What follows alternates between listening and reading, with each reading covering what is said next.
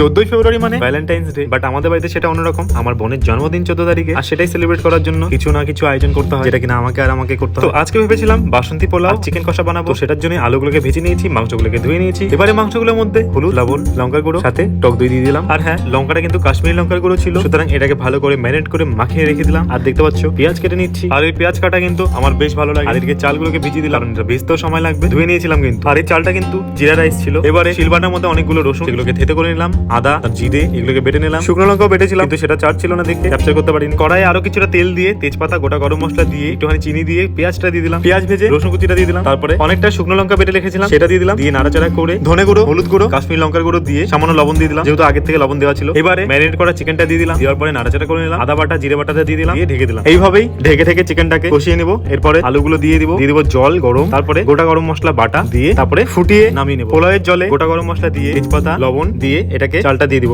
জলটা যখন টকবক করে ফুটে আসবে তখন দিয়ে দিব মটরশুঁটি। এইবার বাসন্তী রং আনার জন্য দিয়ে দিব হলুদটা গুলিয়ে দিয়ে দিয়েছিলাম। তারপরে যখন ভাতটা কমপ্লিট হয়ে যাবে তখন নামিয়ে নেব। পোলাওয়ের চালটাকে রেস্ট করতে রেখে চলে গেছি মিওমোর। ওখানে গিয়ে কেক আর ক্যান্ডেলস আনতে হবে, কারণ এটা আমার দায়িত্ব, ভাই নেই, সেজন্য আমাকেই করতে হবে। তো এখানে একটা কেক নিয়ে নিলাম, যেখানে নামটাও লিখে নিয়েছিলাম। তারপরে বেরিয়ে পড়লাম মিওমোর থেকে সোজা বাড়িতে। বেশ বড় সাইজের একটা কড়াইয়ের মধ্যেই হবে আজকে পোলাওটা। ছোট কড়াইতে না তো দুইবার করে করতে হবে। কড়াইটা ফুল হিট করে তার মধ্যে তেল দিয়ে একটু ননস্টিক করে নিলাম, তারপরে সাদা তেল আর ঘি দিয়ে দিয়েছি। অনেকটা গোটা গরম মশলা ফোড়নে দিয়ে আদা কুচি দিয়ে দিলাম, আদাটা ভেজে নিয়ে দিয়ে দিলাম পোলাওয়ের ভাতটাকে হালকা করে নাড়াচাড়া করে নিলাম, দিয়ে দিলাম ওপর দিয়ে অনেকটা ঘি। ঘিটা দেওয়ার পরে আবার একটু নাড়াচাড়া করে ভালো করে রেস্টে রেখে দিলাম। আমাদের চেহারা দেখতে পাচ্ছ, দেখেই বুঝতে পারছো কি হাল। যাই হোক, তারপরে চিনি দিয়ে দিলাম অনেকটা পরিমাণ, যতটা মিষ্টি দরকার। তারপরে কাজু কিশমিশ, অনেকটা কাজু কিশমিশ দিয়ে ভালো করে নাড়াচাড়া করলাম। হালকা করে নাড়াচাড়া করে উপরে দিয়ে একটু ঘি দিয়ে দিলাম, তারপরে দিয়ে দিয়েছি পোলাও মশলা, মানে জয়িত্রী, জায়ফল, এগুলো সমস্ত কিছু মিশিয়ে একটা গুঁড়ো করে রেখেছিলাম। ওইদিকে আমার বোন পায়েসটাও বানিয়ে নিয়েছিল। এদিকে কেক কাটার টাইমও হয়ে গেছে, সবাই চলে আসছে। তো হালকা করে কেকটা কাটলাম, খুব ছোট করে জন্মদিনটা পালন করা হয়েছিল। তো